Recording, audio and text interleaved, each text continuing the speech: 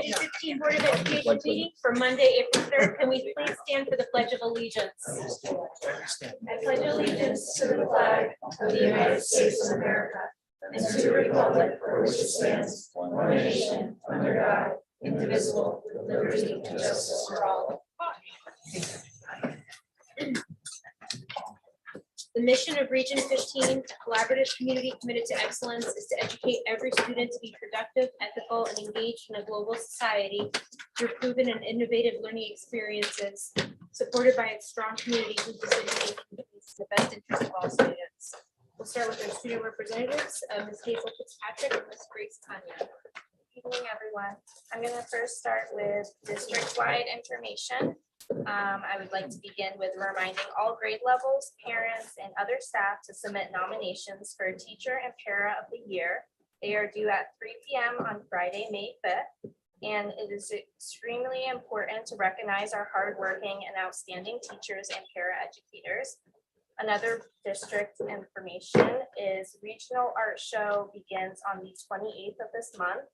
And it's supposed to be, my art teachers are already talking about it. They're talking about how they're going to set it up, and everyone's really excited.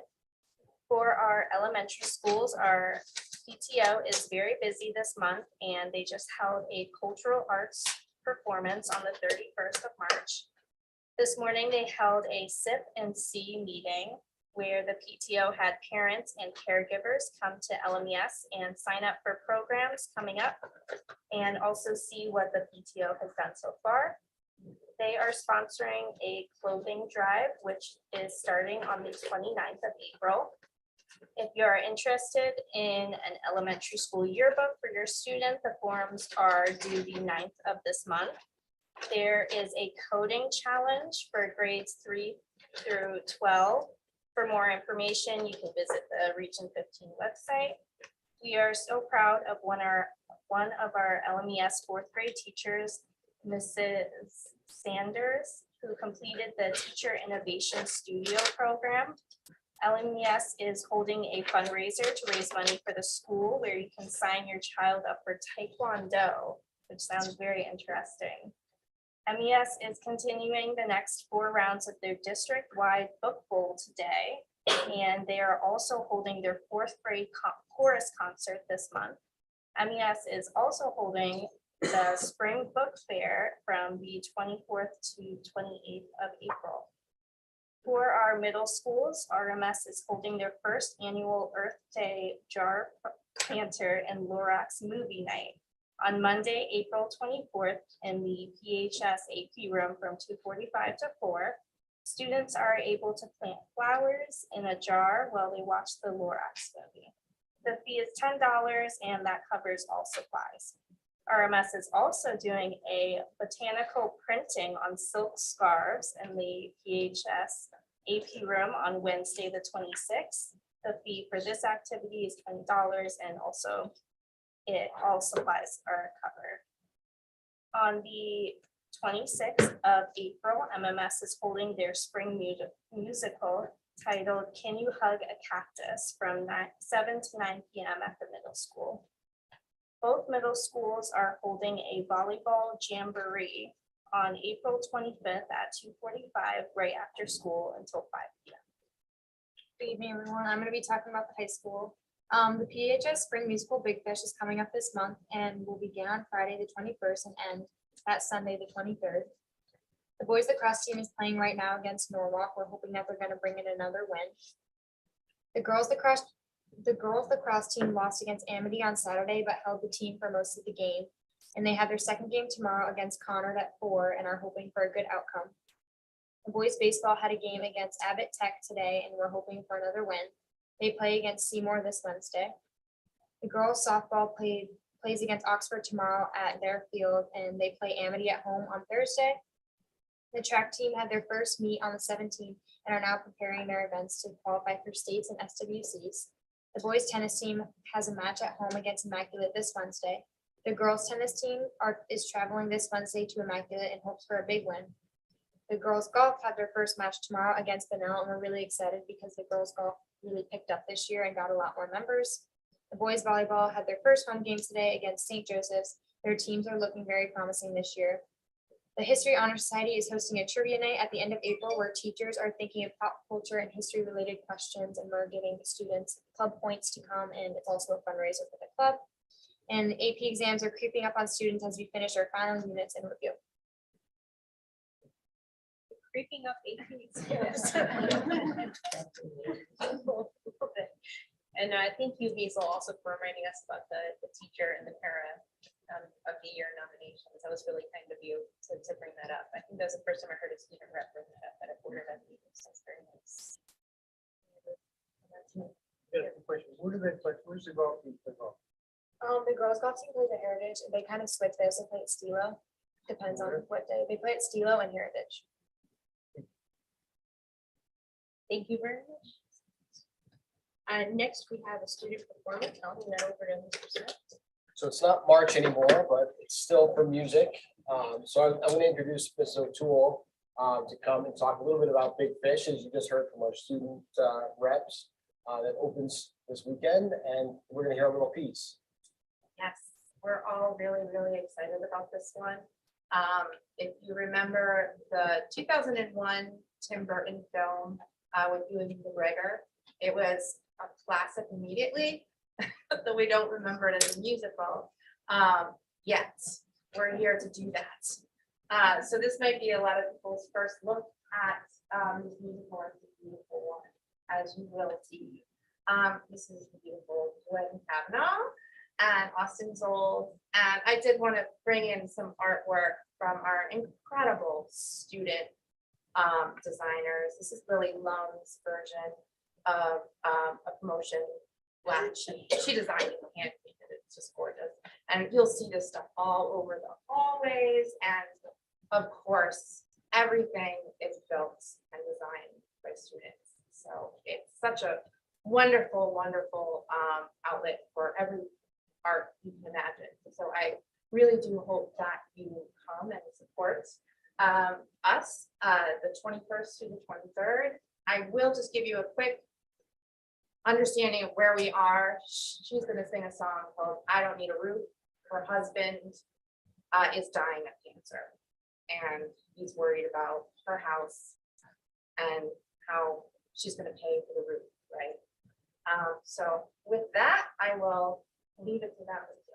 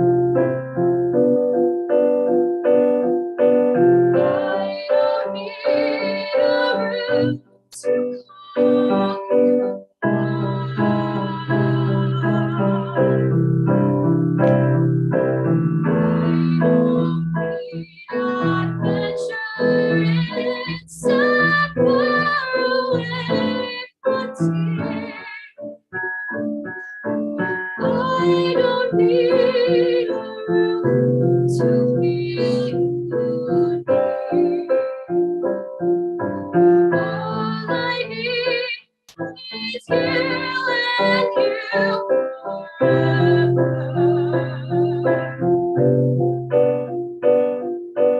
All I feel is true and absolute.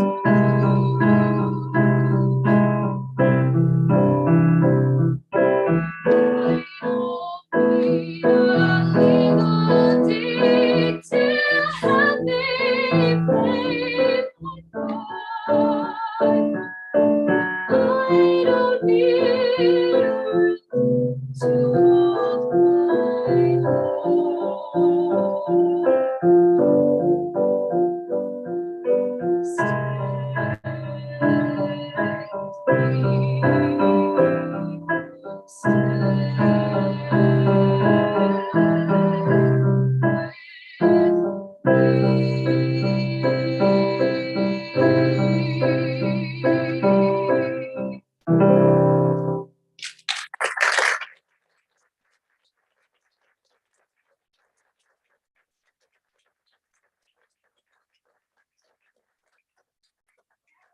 Absolutely beautiful. Thank you so much. And you guys, Big Fish is playing what, April 21st, 22nd, and 23rd? Yes. All right. Well, thank you. Hopefully we'll be able to come and watch it. Thank you so much. Thank you. Thank you.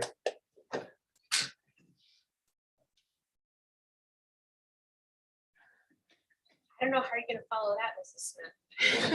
No pressure. Next, we have staff recognition, Dr. Carrie Giaffetta.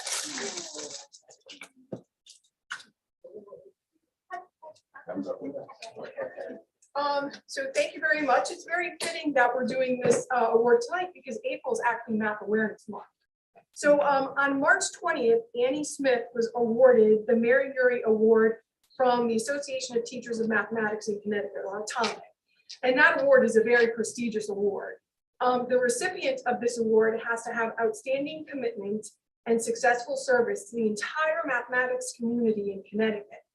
The interesting thing, though, is that our other math coach was the one that presented it to her because Stacy Broden is on the board of Atomic. So it was very nice to have Stacy be able to present this award to Annie. And so I want to read you a little bit about Annie and what was submitted for the award.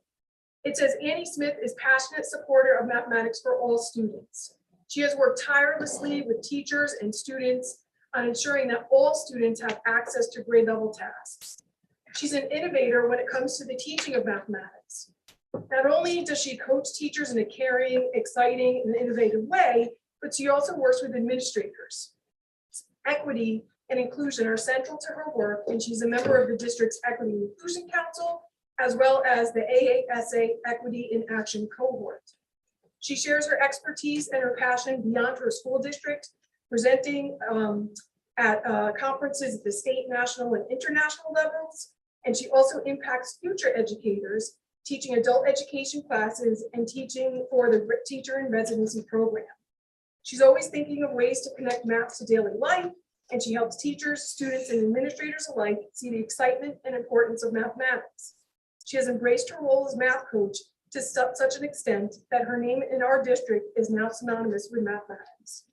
So I'd like to present flowers.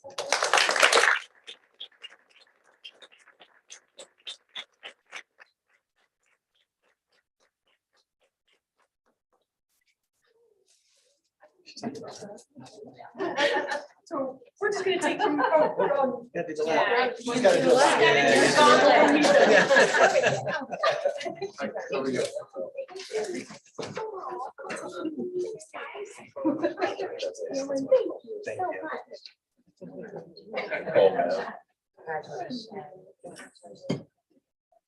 You are so deserving. Wonderful math teacher.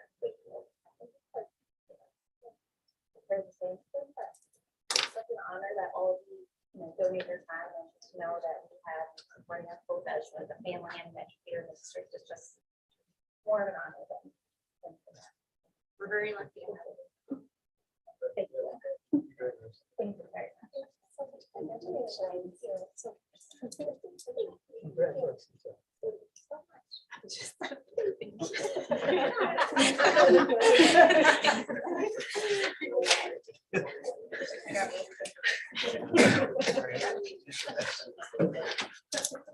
Thank you all. Thank you. Thank you.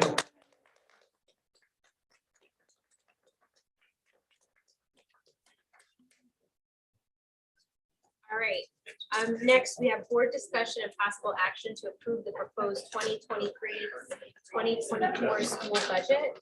And I think we're just gonna start this by doing the motion and then having discussion afterwards about where people feel about that, the number that is put out there.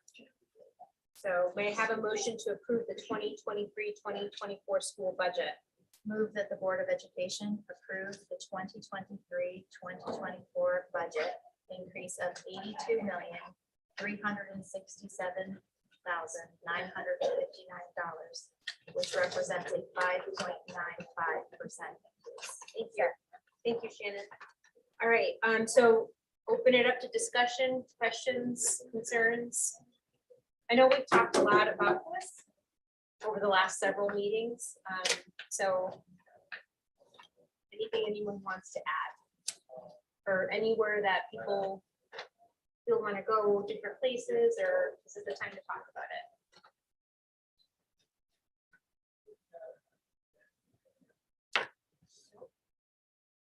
No? Okay, Richard. I will volunteer to start.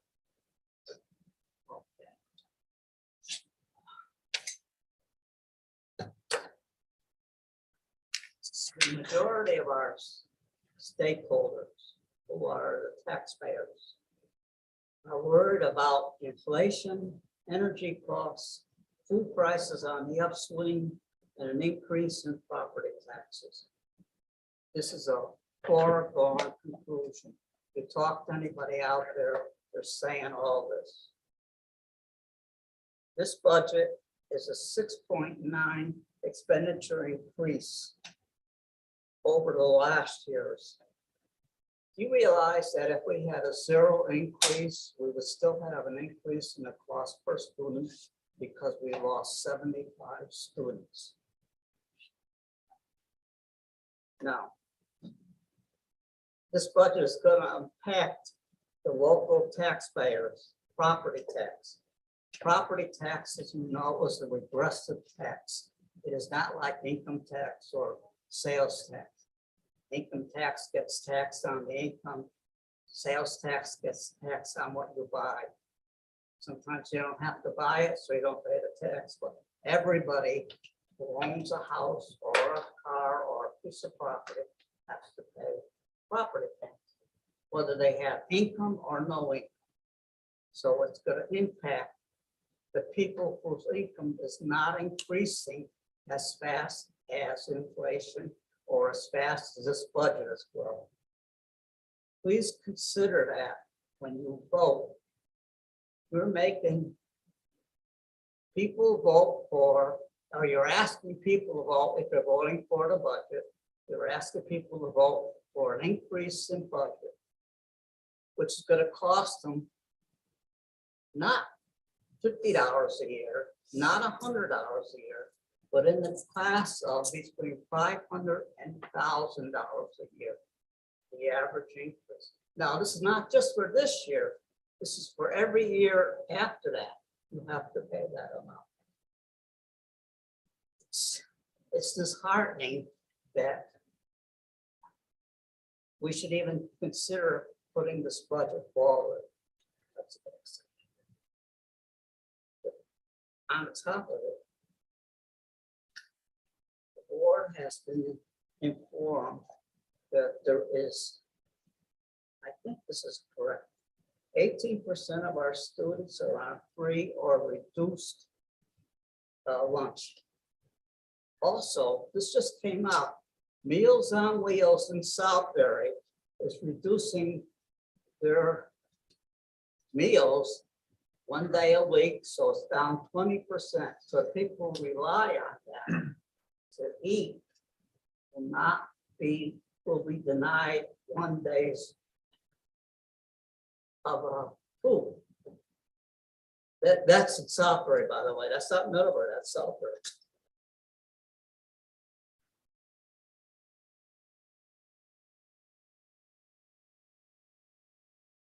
My conclusion is many people, many taxpayers cannot afford the same place in Texas. Thank you. So I appreciate the comments, Richard, right? And wholeheartedly, right, everything is more expensive, and I understand that.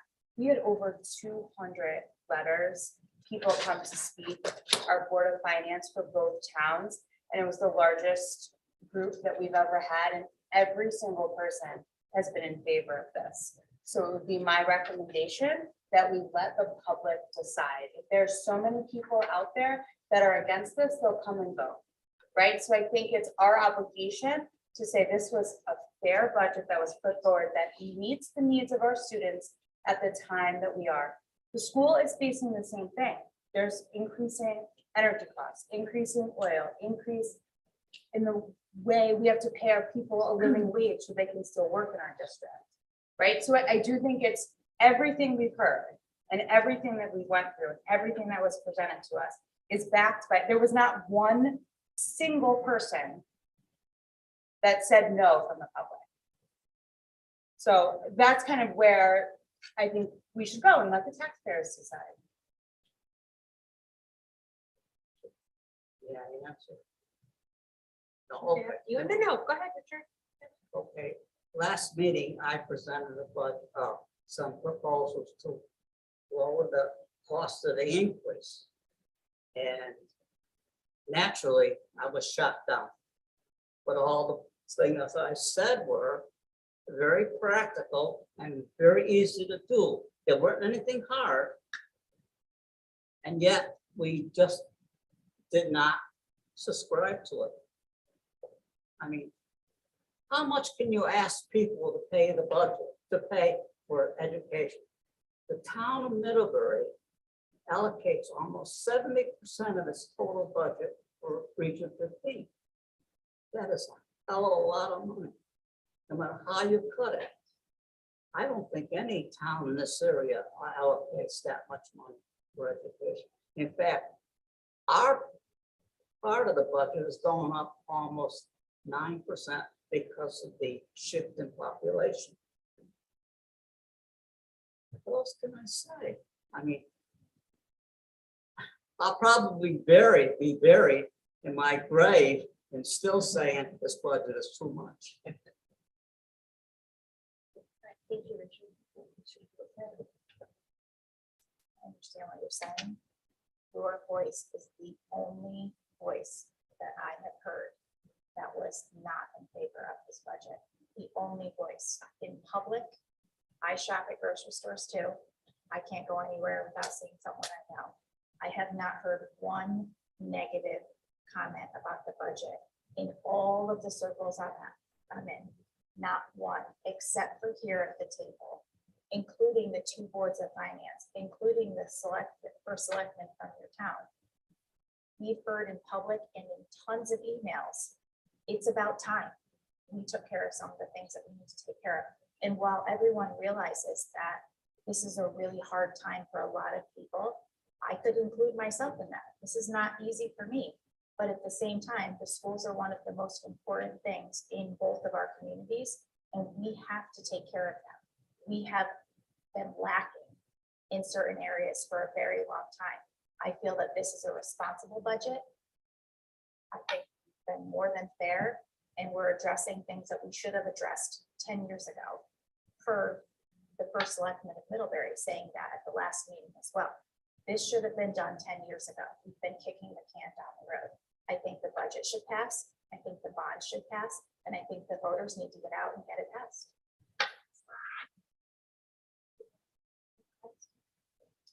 Just the Connecticut Conference of Municipalities will give you a number, and most towns, somewhere between probably 65 and 75% is what most towns spend of the tax dollars on education. So we're not out of whack with other towns. And I think, kind of echo what Shannon said, I mean, it's our obligation to put forth the budget that we feel is responsible, and then the voters see fit to knock it down, and that's what they're gonna do. And I just wanted to throw some numbers at you quickly, because you're always saying, you know, the budget goes up when enrollment goes down. And I happen to have the budget from 2009, 2010. My wall. And that was the last year the enrollment was at its peak of like 4,500. And then it started to fall, and it fell about 2% every year until now. So the budget's falling 2% a year, but inflation was going up at 2.44% a year. And that's just regular inflation. If you talk about the tuition line item, that went up 13% every year since 2009. Transportation has gone up roughly 13% every year since that time, and insurance 3.5%. So tuition, or I was saying before, so 13% a year, so it's 492% more now than it was in 2009. Transportation is 93% more, and insurance 60% more. And oddly enough, the staff, the total number of staff is presented by Josh was 623 total staff in my presentation. And in 2009, we had 666. So we have less staff, and our salaries have actually only gone up 31%. So they've actually gone up, the salary line item has gone up less per year than inflation. And if you take the 2009 budget number, 2009, 2010, which is 58,000, put it on the internet on the calculator, it's like, what is that worth today? It's actually worth $82,139, which is roughly where our budget is. So I feel like all those things, like we are right in line where we should be. And we gotta go finish. Okay. I also found just flyers from previous years, like where we talk, when we try to get out the vote. And I'm reading them now, and I'm almost embarrassed, because in 2015, we're like, vote for the budget, because we had to replace 1,000 school computers and laptops that were 6 to 11 years old. We needed new textbooks for K-3 and Pomperog. And we're like, please pass the budget, because we need to return the funding back for classroom library books. So the same thing in 2018. I'm glad our budget discussions have shifted to, like, I don't want, it's almost now would be almost insulting to just reduce it to these things. And if it doesn't pass, like, I don't know how that's gonna be a very awkward conversation. I'm glad we've shifted our budget discussions to talking about goals and how we're going to map out and fund those goals. If we talk about test scores, we end up like in the same, we talk about assessments. If we talk about assessments, we end up talking about, well, how's the data used? And then, well, what does the data say? Is it a student issue? Do we need to have an intervention? Is it a teacher issue? Do we need a coach to come along? Is it a curriculum issue? Do we need to fine tune something? And then we have things in place, systems in place to address those. And then hopefully by the time that kid takes the assessment again, the student will have shown growth. So, I mean, I want all of what's in the budget. I think for the first time, I don't want to think about what I would want to take out.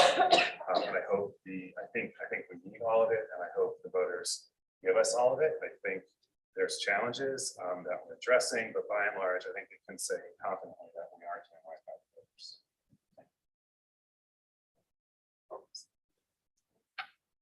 So I don't want to minimize what Richard's saying, because the reality is this is a very big ask that we're asking of voters. This is a big increase. I don't think we can deny it. It's the biggest we've had in years.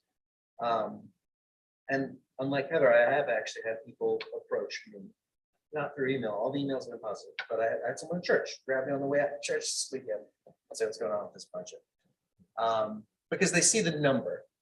But the reality is, when you look at the levers we have that we can actually adjust, there's not a lot. We can talk about some of those levers, but the reality is, to me, this is not a growth budget. This is still a catch up. Like Steve was saying, like in the end, like years ago, we were asking for textbooks and stuff, but we're still deficit. This is not a growth budget. This is still a catch up budget. This is a get right budget. as far as I'm concerned. In fact, I think, and you're gonna think, people are gonna think this is crazy. I think, Josh, in presenting this budget, you've shown remarkable restraint. I think when we look at a lever like the bond, that bond could be double what we're asking for. But it's set at a number that we can already absorb, right? But if we doubled it, we'd still have projects we couldn't get to, and that's not even touching the other two schools. We're looking at adding some teachers at RMS. You're asking for 4 partially subsidized, right? So it's not even the full impact of 4. You could have asked for 12. After seeing the middle school presentation, you could have asked for 12 middle school teachers, and our teachers at the middle school level would still be handling caseloads larger than many of our peer schools. We are still so far behind, even by adding these 4, that there's still work to be done. It's wonderful. Like, I'm so proud of Ms. Smith tonight, and what a wonderful job our math coaches are doing. You could have asked for more this year. We have a middle school math coaches in 6 buildings, and we're rolling out a new middle school math curriculum. And we're asking one guy to hit 6 different schools. So I know it doesn't feel like it when you see the number, but when you see what we're actually asking for and what we have to adjust, we're doing this to keep pace. I'm hoping with the adoption of this budget, we can start to have a discussion next year that talks about what does a growth budget look like? What can we ask for that actually moves us forward instead of feeling like we are catching up to our peers in surrounding towns and districts? So I plan on supporting this budget when it comes up for a vote.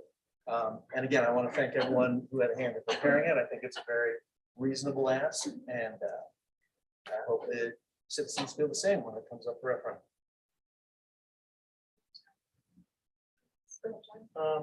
Like Tom, I've had people come and say, no, too high. I still have some issues with how much risk we can still take. But given that, what it is, I will vote for it.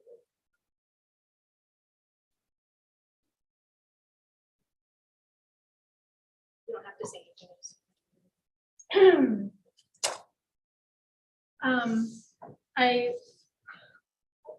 I wasn't here last time, so I feel like I'm catching up a little. But Richard, I just want you to know that I hear you loud and clear about people in this community struggling, because it is hard with the level of inflation and people whose income is not keeping up with that. It is difficult. What I keep thinking of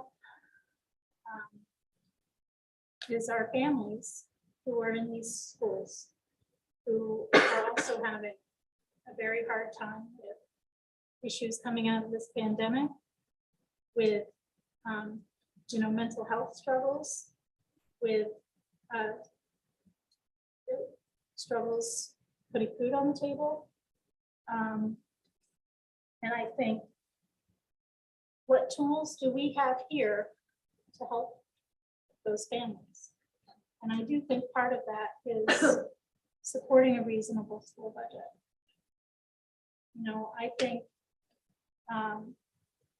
I think about all of the challenges people in our community are facing. And I do think if we were to go back, if we were to talk about what cuts to make, we're talking about staff, we're talking about programming, we're talking about services to these students. And at this time, I think if we can put together a reasonable ask to the community, I think a lot of people are going to support that, because they need these services, they need these staff, and they need these programs. So that's where I'm at. I'm willing to send it to the community and let them decide. If they say no, we will take that feedback and we will find places to cut. But at this time, I think this is the best place to.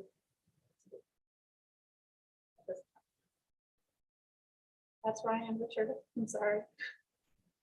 My buddy, though. Okay, so first and foremost, thank you for putting forward, I think, what was a very carefully thought out and responsible budget. I think the amount of time and discussion that we as a board have spent on this has really help to illuminate, to echo Tom's comments. This is not a growth budget. This is we need to kind of keep with the times budget. I totally hear Richard's concerns, and I recognize that this may be a larger number than what people would have hoped it to be. But I do also appreciate that if we do not invest now, it will only get worse. And the impact of this not passing will have a crippling effect in both communities.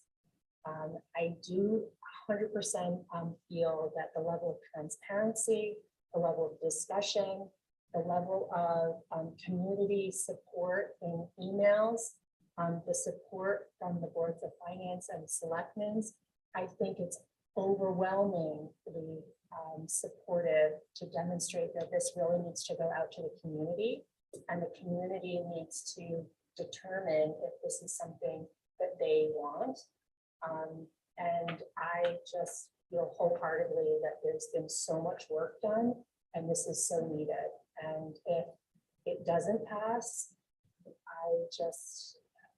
will be what it will be, but it will have a significant impact on the quality of the education, the infrastructure, the capital plan. I think the public really needs to understand the impact and the importance of this vote. So I do hope that people go out and vote on referendum. I have one last thing, and I think, Richard's done I think a good job reminding us that the true increase is not the 5.9% that we discussed. It's actually larger. The gross increase is, was it 6.9 that you said, Richard? Expensive. Yeah. So if you look at it at a gross level, but the fact that we received the revenue back from the state, in part because the state has also realized like this is a tough environment. So we've received more in excess costs this year. So when you look at that net number, it's important that the public not be confused. Like the net is still a 5.9 increase because the state is giving us back money. And that's even further reduced by the money that goes directly to towns, which other towns, if they're not a regional district, get to put into their overall increase number, but we don't because that money goes to the towns, right? But the towns are also receiving excess funds from the state to further kind of dull that. And it's in response to the environment that we're in. The reason that those numbers go up is because lawmakers realize this is an inflationary and a difficult environment. So it is important to point out that the overall budget is going up even more, but you do have to look at that net number because it's intentionally offset in response to the environment that we're in. Can I just address that though? Because from what I understand from last week, it's always been done that way, but those numbers weren't necessarily always communicated. So I think the difference, right, is the perception on now we're talking gross and net. They were always there. They've always been there. We've always had some level of assistance or funding coming back that's offset that, right? We even heard of it out from the boards of finance relative to the revenue, right?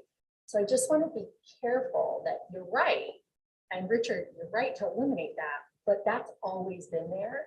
But at the end of the day, it's never really been the number that's been out there because it's always been offset to be net. So we've always talked about the net. The gross has always been there, but it's always been in the background. So I don't want to lose the sight of the fact that at the end of the day, we're voting on a net budget. And that's where we need the money to support the schools. We're not talking about the gross because, the difference has been offset. So I just want to be careful because I worry about the optics on the gross versus the net, but it's always been there, correct? And it's always been baked in. And it's only this increased level of transparency that we're having this conversation with the two numbers. But at the end of the day, our budget is 5.95. Right? So, yeah. It was something that was important to both towns, boards of finance. Particularly Millburn. Right, so they really wanted, because we always just did the net budget, but they wanted to see the gross budget, including all the revenue and everything like that. So we made that change, an extra level of transparency. So that's something that we've done like what, the last 5 years? I was gonna save my report. Okay. Seeing that I now have an opportunity, Right. I would just say for 50 years, you only saw the net number. You never saw how the revenue was calculated, where it went, how much it was, whether or not it was accurate, what went into those projections. It was just baked into your net number with no actuals. And it took a tremendous amount of effort to shift to that. It was a commitment that I made when I arrived here. It took 2 years to shift that. It was the first budget that you have with multiple years of actuals in there, both from a revenue standpoint and this expense standpoint.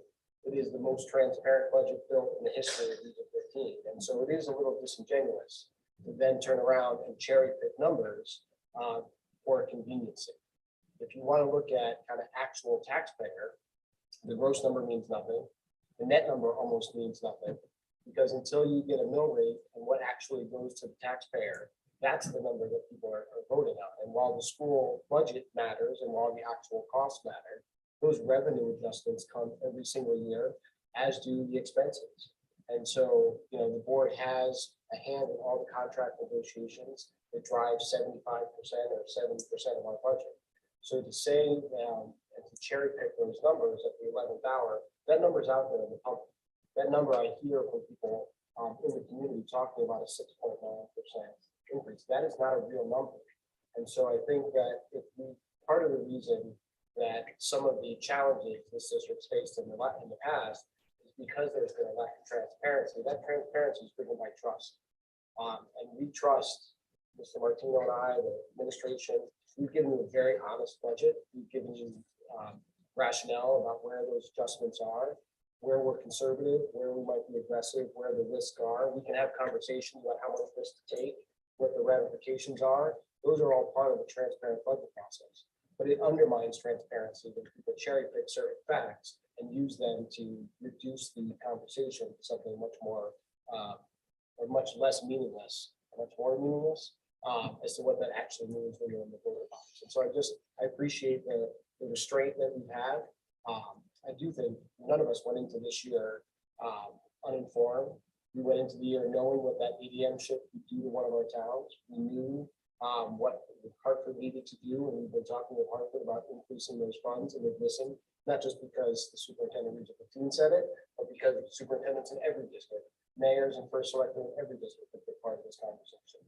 So we've been heard, and I just wanted to set that record straight. So for anybody listening, the number that matters really is that mill rate increase in each individual town and how the towns take those numbers, and not necessarily the gross budget that we worked so hard to show you where that comes from and then what that net number is.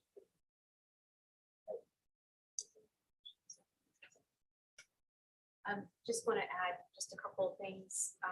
I thought a lot about this since our last meeting, and what I didn't say and what I wish I did say.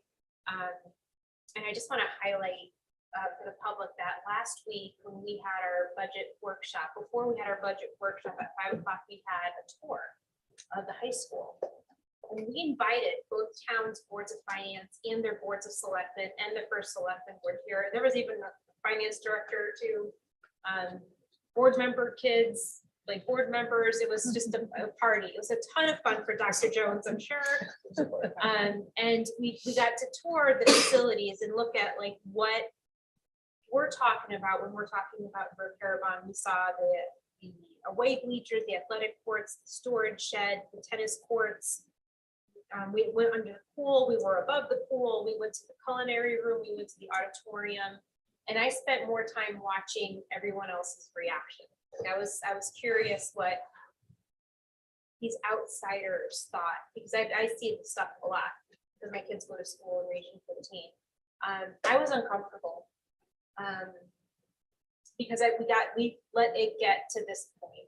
We let the deterioration get to this point of a state of disrepair, and I saw the look on their faces, and I was uncomfortable with that. I appreciated seeing it through their eyes. I appreciated hearing their questions.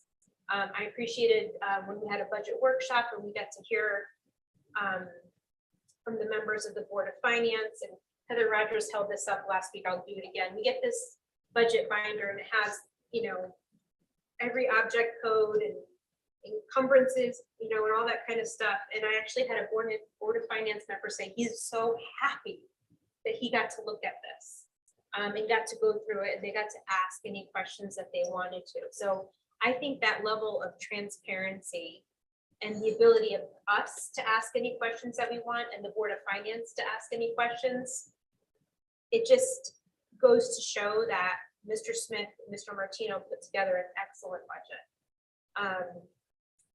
And, you know, I also appreciated hearing from the first selectman of Middlebury, how he supported the budget, the lower class sizes, and the repairs that needed to get done. And I know, Richard, you said that this is not gonna cost $50 or $100, but on the contrary, we heard from Southbury that a 300,000, with this budget, in the town's budget, a $300,000 house in Southbury will have an increase in taxes of $60. That's what he said last week. So that means something to me. And I also have to echo what Tom said. There's a lot of maintenance in this budget. And we do have something to make Rochambeau a little bit more on par with Memorial Middle School. But I was really upset when I heard how we are compared to other districts and how we have less teachers than other districts. And I'm going to be asking more about that in the upcoming months, because I wasn't, you know, I'm not going to bring it up at this budget time, but I would like to look at deeper of where we stand, because we do compare ourselves to other districts, and seeing that, you know, if we were to try to make ourselves on par with neighboring districts, adding 12 teachers, that's just the middle school is a really hard pill to swallow. So I thank everyone for your time. And I appreciate Joe and Josh and all the questions that you answered in a very patient manner and encouraged my confidence in our budget. And I do feel very comfortable and confident sending this to the public and having them vote, and hopefully they will vote yes for whatever we sent to referendum on May 3rd, right? Third. May 3rd. All right. I just want to be like nerd for a second. Okay. 20 teachers we have to add to the middle school. There's 20 teachers. Okay. Or 12 to RMS. Oh, But I'm you sorry. still have to add Thank you for the eight correction. I think that's to MMS. just a jarring number of teachers to make us on par with neighboring districts. It's really that we compare ourselves with. Where, yeah, $60 for $300,000 house, $60 a month for her. too. Right, he said, yeah, that, Yeah, That- but so yeah. I'd be interested to see how they vote. I mean, that's a South. Yeah. Great, we'll put this to a vote, and I think what we're gonna do is, what we have to do is go down the line. Right, it's always so fun. So, I'll start with Richard. You vote aye, nay, abstain. What exactly are you asking? We're I'm Motion. on the motion for the Board of Education to approve the 2023-2024 budget increase of $82,367,595 with 959, thank you, which represents a 5.95% increase. That's the motion on the table.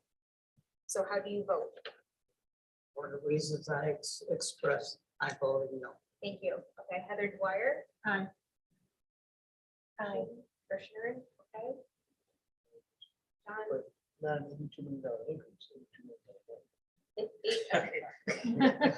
We're trying to slip that You're one right. by. That would get you the teacher. Right, it would get some teachers.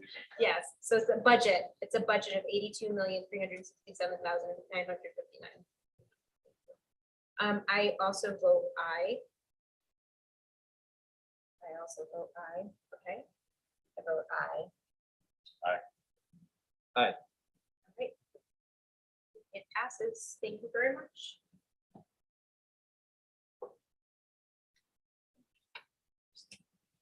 All right, next we have approval of minutes.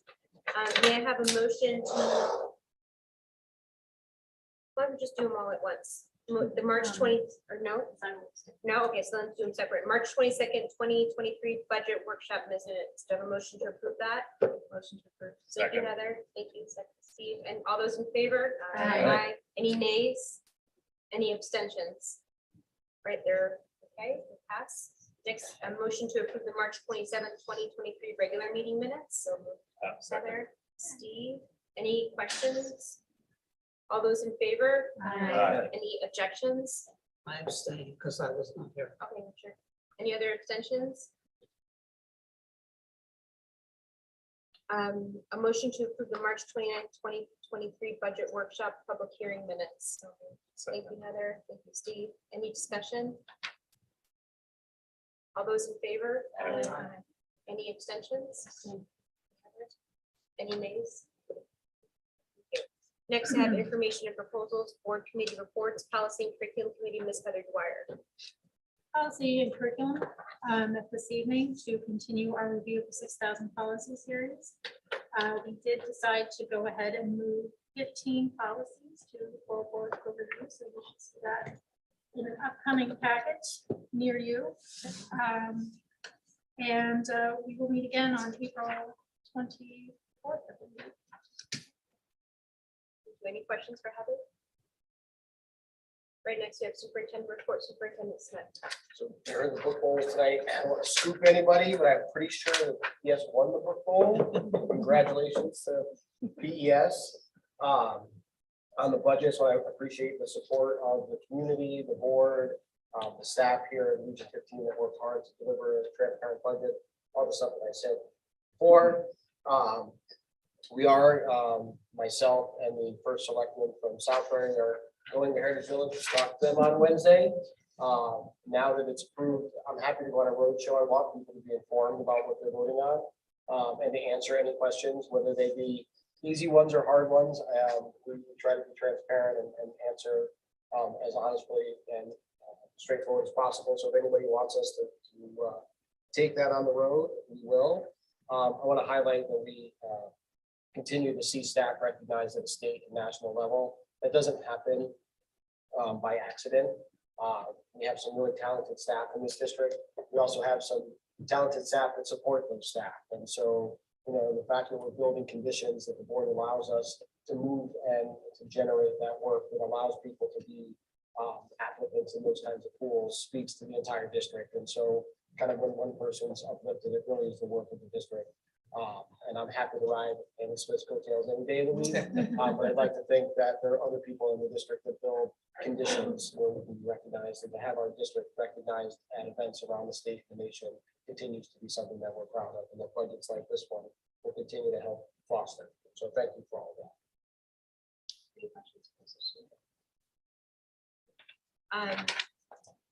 Any board member comments? And I know we all want to get back to UConn, so I'm great, but I was going to mention the tour anyway. I want to thank Dr. Jones for trotting us all around, and for the boards of finance, and both first selectmen were there, and then other members of the board as well.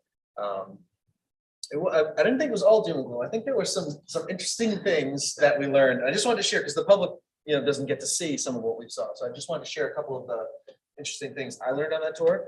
The first is that Dr. Jones shared with us that 600 students apply to take culinary in a given year, which was like mind-blowing. I knew it was our most popular course, but 600 students are interested in taking that every year. And the majority of them obviously don't get to. So that really underscored that need for me.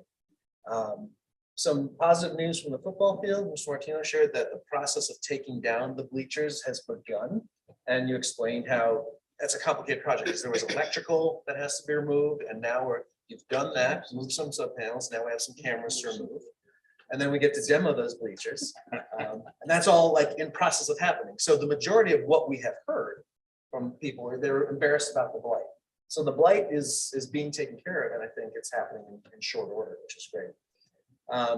Speaking of bleachers, I think a lot of people on the tour commented they were surprised we didn't have seating at our baseball or softball fields, which is a conversation I would love to revisit at some time. We passed some parents that were watching a game, and it was a cold day to begin with, but seeing them like huddled against the fence, like, we see you parents, like I think we need to have that discussion at some point for sure. And then the last thing I will say, and Mr. Manville picked up on this, he has a construction background. As we're looking at those tennis courts, this is not news to Joe or Josh, but one of the big challenges of this site is this sloping, these plateaus that we have, and these drainage issues. And Mr. Manville was standing there and kind of pointed out how we have this big kind of catch basin that's not catching everything off that hill. And any project that we look to take on, short of a grass field, is gonna have some drainage challenges. So I know you're kind of building that into our quotes. Mr. Mandel suggested we do a larger study just to make sure whatever we put there is properly drained. I think that's what's caused the rapid deterioration. It's just interesting to hear that perspective. We've talked about it in broad strokes, but to actually see the pooling water at the corner of the tennis court and kind of like sinking down, made it all make a lot more sense to me. So it's not just the maintenance, it's also the unfortunate, position of those courts.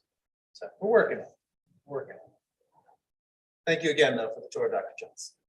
Joe, last question. Let's say we put new, on the football field, new bleachers. Can we move those other ones to softball? I just want to say this is board member comments, but I think They're that's a portable. really, They're portable. that's a really interesting question for finance. Portable. Any other comments? All right, next we have comments from citizens. The Board of Education will recognize citizens of Middlebury and Southbury, and citizens are asked to state their name, their town of residence, and to limit their comments to 3 minutes. In accordance with Region 15 Board of Education Bylaw 9325A, speakers are asked to express themselves in a civil manner with due respect for the dignity and privacy of others who may be affected by their comments. While it's not the board's intent to stifle public comment, speakers should be aware that if their statements violate the rights of others under the law of defamation or invasion of privacy, the speaker may be held legally responsible.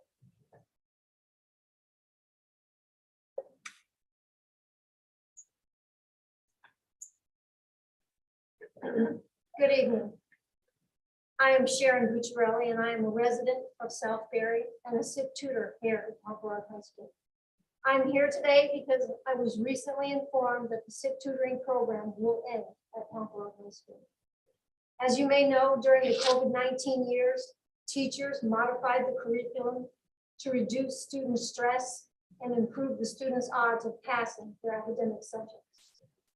In SIP tutoring, we noticed a significant decline in the number of students attending SIP tutoring as a result of remote learning and the modified curriculum. As we have begun to shift the curriculum back to pre-COVID formats, I am seeing an uptick in our attendance in SIP tutoring this year. Unfortunately, there are mitigating circumstances that have also contributed to a slight decline in the student attendance at SIP. SIP tutoring is currently located right here in the library and media center. And past history has shown that students typically do not like getting tutoring help in front of fellow students. I would like to provide a brief snapshot of the SIP tutoring program. Once a student is referred to SIP tutoring, my philosophy as a tutor is to assess what is going on with the student that is leading to their poor performance in a particular subject. I contact the student's guidance counselor and their teachers for insights on their situation. I reach out via email to the student to set up their first tutoring session. As my sessions continue with a particular student, I address the immediate academic need while simultaneously providing them tips on how to be a successful student and manage independently. I eventually fade my support and transition the student to an as-needed basis for tutoring. For most students, this model works and their grades improve. Some students prefer the comfort of coming to SIP tutoring on a regular basis, even if they are doing well academically, as a safe space to complete work. This year for SIP tutoring, I consider it a rebuilding year due to the many factors that I've listed. My final thoughts are that the SIP tutoring program may be in need of some evolution, but not extinction. It is my hope that the SIP tutoring program remains at PHS to assist students. My question of the Board of Education is to ask, what is the basis of ending SIP at the high school? While I do not expect an answer to my question this evening, I do hope it will begin a dialogue. I am available for questions. Thank you for your time. Thank you very much.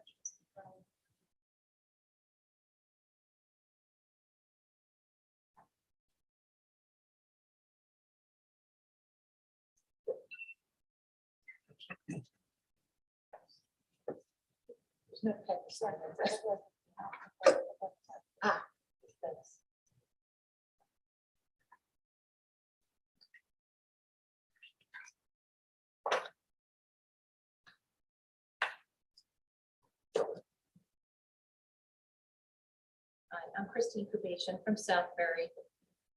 I just want to say that I am grateful for the fact that the budget is being accepted as it was presented by Mr. Smith. And I support all the thoughtful comments that were shared tonight in support of the budget as well. I do think it's very important that we leave it up to the citizens to decide what's right for the schools here and for the kids here. And I think that the way that everything was presented over the last few weeks has been very, very well done. I do also want to say that I am speaking as a citizen and a taxpayer. I won't have any more children in school next year, so I'm not speaking for personal reasons, but it's just very important, as you all know, to have a good, strong school system in the town.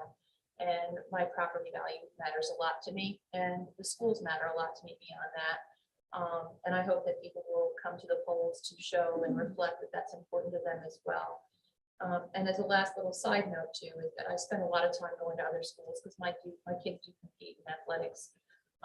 And it's amazing to see how the schools around us and the towns around us have really put money into their fields and to their facilities, and how we have done basically Band-Aid work over the last couple of years. If you go to Bethel now I know they had a very big donor, but if you go see their fields or they have only brand new indoor track that's state of the art, these kids in the community, they're all benefiting from these wonderful facilities. And I hope that in the next couple of years, we can sort of find a way to do similar things to our schools and our programs and our facilities as well. It's very much needed. Thank you very much.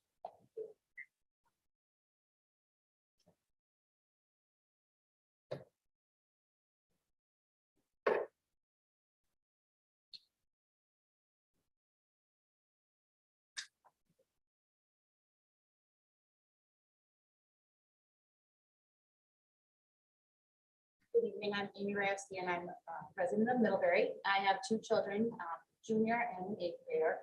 We moved here in 2011 because of the schools, and my husband still commutes over an hour each day to Guilford to work. The reason we stay is because of the schools and the community and the foundation that we've given our children here. I do appreciate putting this budget to the public.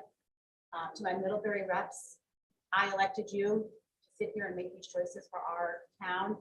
And I appreciate the fact that you're letting our citizens of Middlebury vote on this budget. Let's see what the people say, and I appreciate you putting this through. And as far as the field, I will comment on that. Softball field looks good. Bleachers would be nice because you always have to carry your chair, but it is hard to walk on that hill.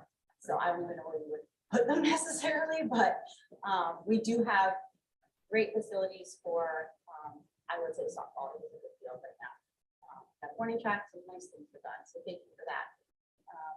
But again, I do appreciate you putting this budget through. Thank you, Superintendent Smith, for putting together a budget.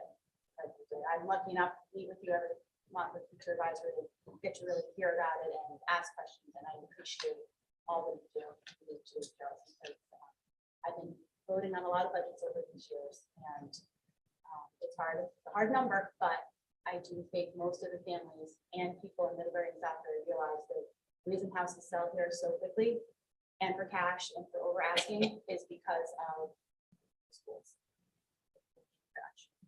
Thank you.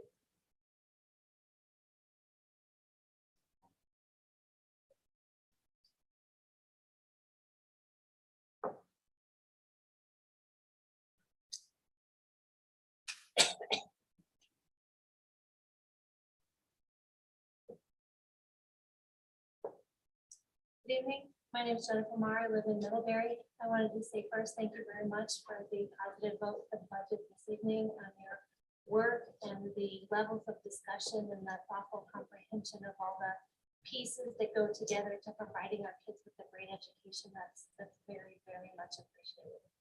I did want to say that for the record that if we were two individual towns with two entirely separate school districts, that the impact to our individual budgets would be vastly different than what they are now, right? And also to say that because a school budget is a percentage of a town budget, and that there's a magical percentage where it can't go above or below that, I wholeheartedly do not agree with that, because what the town decides to spend its town resources on has nothing to do with what we need to spend on school resources. So the fact that we're two towns pooling our combined efforts and our combined energy for the minds that are in this room working together, that gives our children a better option at the end of the day than it would if we had to reproduce exactly the same quality on our own with our own dollars. So for that reason, I support this regional school district. I support the hard work that you're doing. I haven't heard a single person in the months that I have been talking to people in Middlebury about what it's like to live in Middlebury that doesn't support this budget. So thank you for your time. Thank you.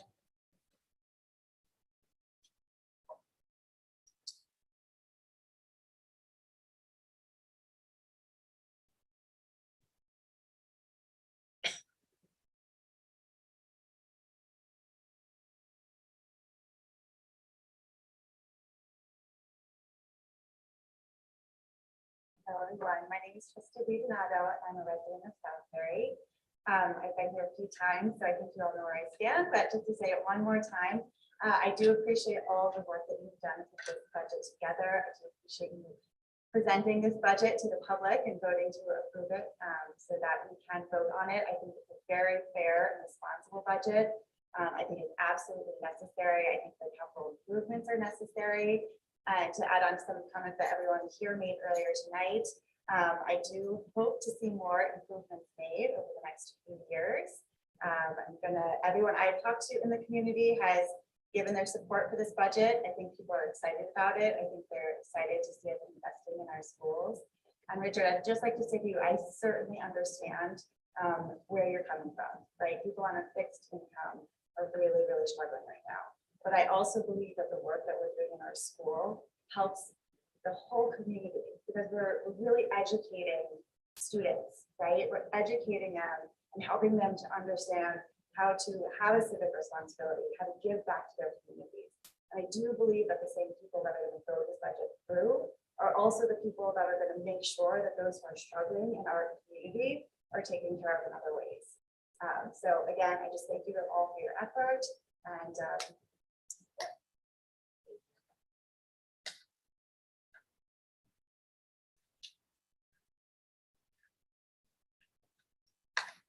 anyone else? Thank you. Next, we have announcement of future meetings. On Wednesday, April 5th, finance meets at 6 o'clock. On Monday, April 24th, PNC meets at 6:30. And also on Monday, April 24th, we have a regular Board of Ed meeting at the Media Center at 7:30. May I have a motion to adjourn? Motion to adjourn. Thank you, Heather.